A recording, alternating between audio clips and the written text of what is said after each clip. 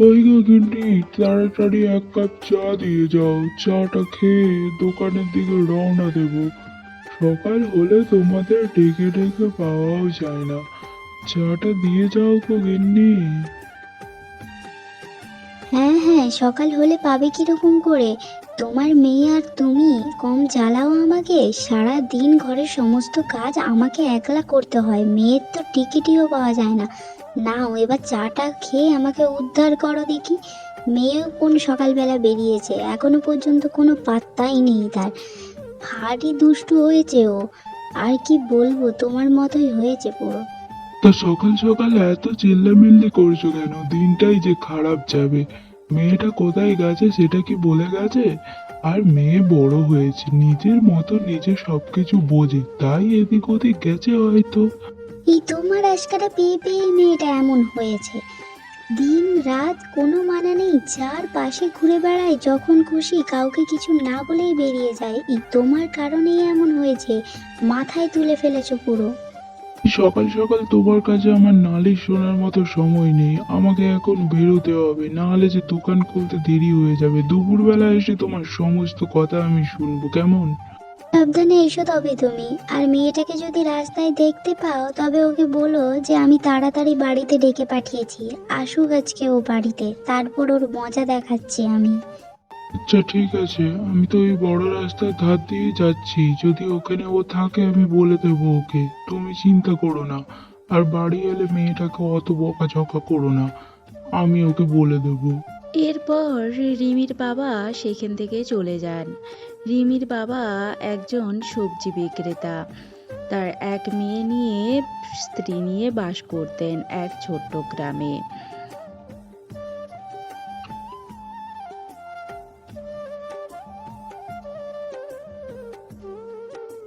হ্যাঁ রে মা রিমি, তুই এখানে বসে আছিস মা? আর ওইদিকে তোর মা যে সকাল থেকে চিন্তা করছে, আমাকেও কত কথা শুনিয়ে দিল। তা কি দেখছিস ওইদিকে তাকিয়ে? ওই দিকে তাকিয়ে দেখো বাবা, ও পাড়ার পিন্টুদা গাড়ি কিনেছে নতুন, নিয়ে কি সুন্দর চালাচ্ছে। আমারও খুব ইচ্ছে করে বাবা বাইক চালাতে। তুমি আমাকে একটা বাইক কিনে দেবে? তবে পিন্টুদার মতো এমন বাইক চালাবো, আমাকে একটা কিনে দেবে বাবা? কোনো বোকা মেয়ের কাণ্ড। মেয়েরা কি বাইক চালায়? ছেলেরা বাইক চালায়।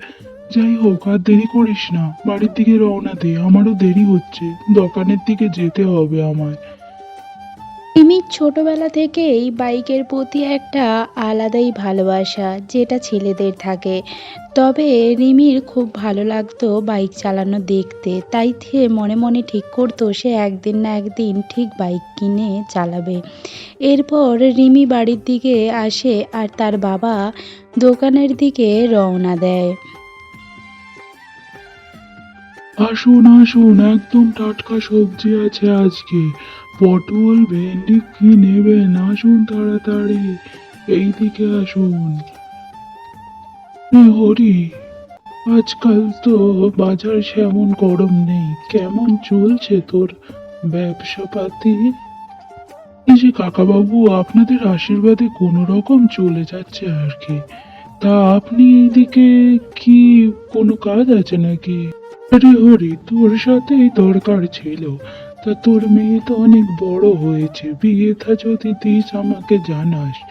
ভালো শহুরের ছেলে আছে, দেখে দেবো ক্ষণ আমি।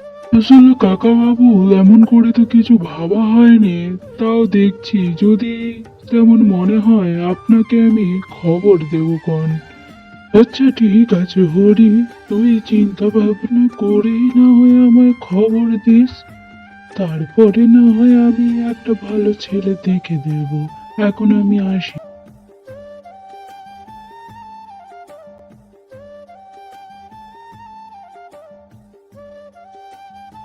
পর হরি বাড়ি এসে এদিক ওদিক করতে থাকে আর চিন্তা করতে থাকে। সেই সময় তার বউ এসে তাকে বলতে লাগলো, কি গো, কি হয়েছে তোমার? সেই তখন থেকে দেখছি তুমি এসে ছটপট করছো।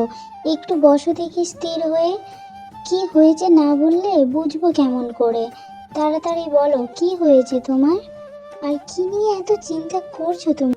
যে দোকানে ঘটক কাকাবাবু এসেছিলেন, এসে বললেন রিমির বিয়ের কথা। বললেন যে আমি যদি মত থাকে তাহলে কাকাবাবুকে জানাতে, উনি আমাদের মেয়ের জন্য পাত্র খুঁজে দেবেন। মা, এ তো খুব সুখবর গো।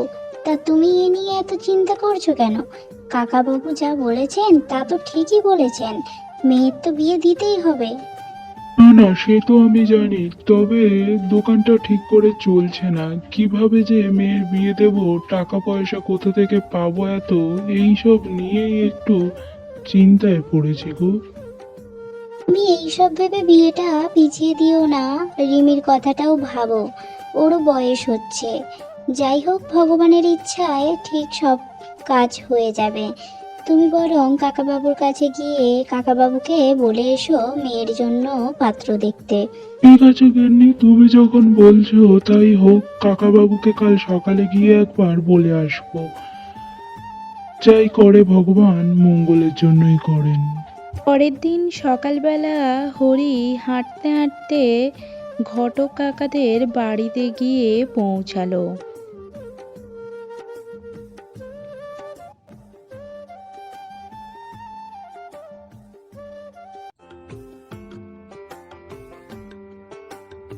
কাকাবাবু, কাকাবাবু বাড়িতে আছেন? একটিবার বাইরে আসুন।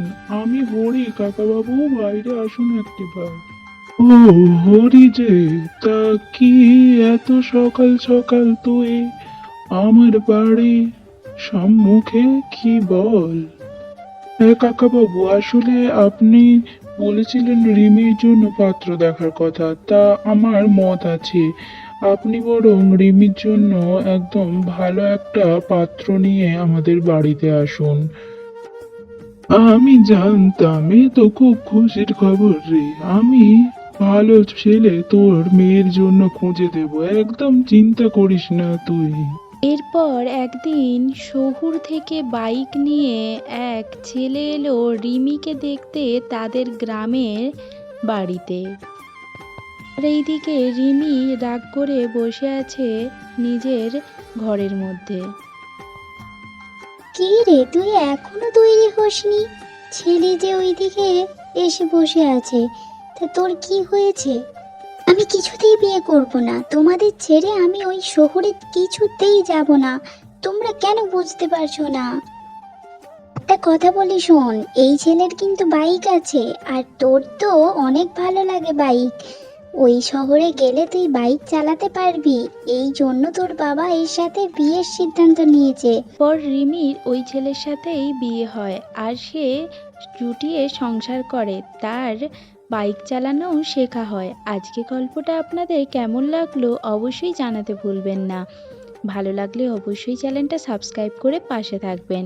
নতুন ভিডিও নিয়ে খুব তাড়াতাড়ি আপনাদের সাথে দেখা হচ্ছে। ধন্যবাদ সবাইকে।